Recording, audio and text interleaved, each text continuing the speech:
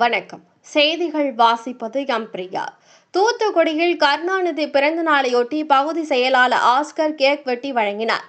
தூத்துக்குடி அண்ணாவால் தொடங்கப்பட்ட திராவிட முன்னேற்றக் கழகத்தை சுமார் 50 ஆண்டுகளாக கட்டி காத்து தமிழ் மொழியையும் தமிழ்நாட்டையும் தமிழினையும் தலைநிமிரச் செய்த மறைந்த முன்னாள் முதலமைச்சர் கலைஞருடைய 103வது பிறந்த தின விழாவை முன்னிட்டு தெற்கு மாவட்ட திமுக செயலாளரும் முன்னாள் அமைச்சருமான அனிதா ராதாகிருஷ்ணன் எம்எல்ஏ வழிகாட்டுதலின்படி ஸ்பிக் நகர் பகுதி திமுக செயலாளர் ஆஸ்கர் தலைமையில் ஸ்பிக் நகரில் அலங்கரிக்கப்பட்ட கலைஞர் படத்திற்கு மலர் தூவி பட்டாசு வெடித்து கேக் வெட்டி பொதுமக்களுக்கு வழங்கினார்.